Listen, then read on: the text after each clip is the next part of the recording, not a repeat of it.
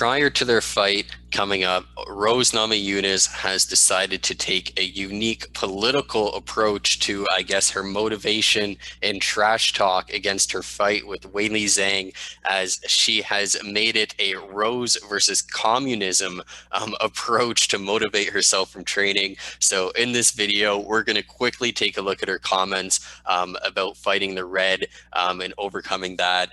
Don't forget to subscribe.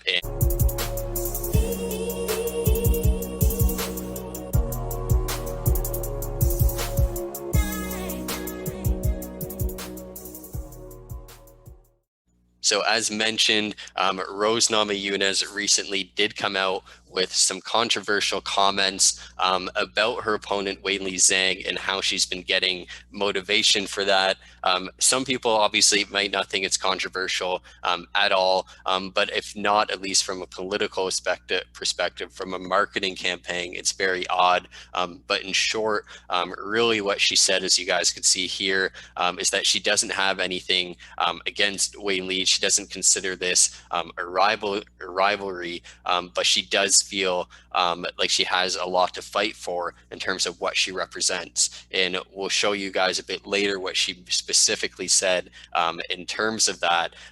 But overall, again, she does feel like this fight against Weili is almost like a war approach, in the sense that it's America versus China, and she's, or not even America, I guess Lithuania, and immigrants from that regard, versus a communist country like China, and that's what she's taking. And I'm not really sure if that's the approach that the UFC is going to want to market. Let's see, the American dream. She's got the American dream, and she wants to take the fight back. She fights for freedom. She's always fought for freedom, didn't you know? Yeah, I think she's a little much. I think it's definitely a marketing standpoint. I see it. But especially after, this is very strange. Zhang has been nothing but a great competitor. I believe she is the first Chinese champion in the UFC. And the UFC needs to grow their presence in China to grow and become the worldwide organization that they want to be, just like the NBA, even the MLB for that matter. They those kind of elite sporting leagues know that they need to capture that market in China, and fighting is even more key. There is almost 2 billion Chinese people in China, and you need to tap into that market, even if you're not even the first or the second sporting organization for whatever you do there. There's still millions and millions and millions of new fans.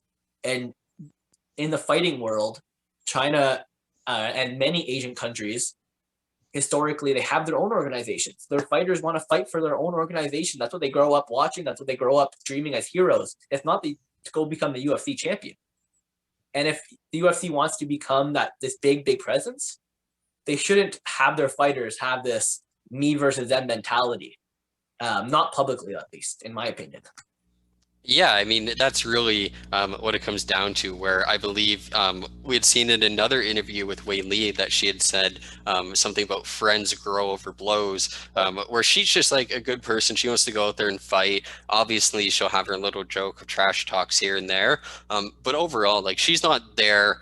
When she's proud of being the first Chinese champion and whatever that represents, she's not doing it from in terms of a communist perspective and trying to make it that. She's literally just proud that she's the first person from the country she's from to actually hold a UFC belt and represent that. And they're one of the largest countries in the world in reality. And whether or not you agree, they're the largest, and it's not even close. Yeah, and I mean, whether or not you agree with their political views or not, the fact that this is the first person to represent multiple billions of people in a sport that traditionally, martial arts, like, a lot of that does come from places like China.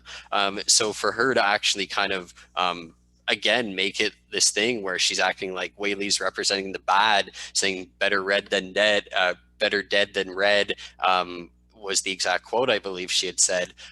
That's really what I guess just makes it questionable. And we've seen other leagues like the NBA take charge against people who are saying things that put a halt to markets overseas, like with Daryl Morey in the NBA.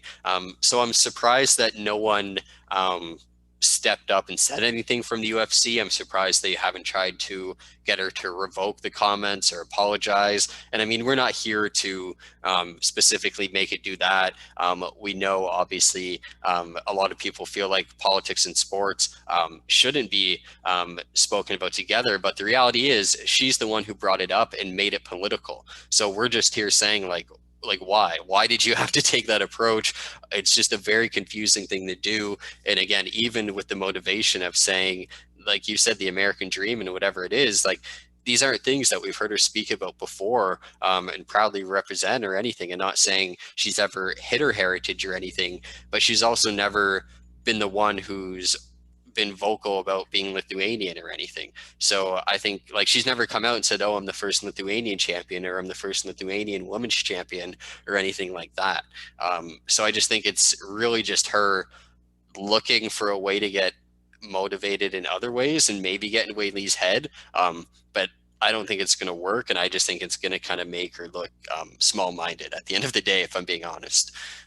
Especially after she loses, because what Weili was saying at the week before, a week before this, was this is an exact quote from her: "From an exchange of blows, friendship grows. So I hope we will become friends after this fight, because Rose is a humble and very great fighter." Like, how can you talk bad about it after that? It's crazy. It's crazy to think of.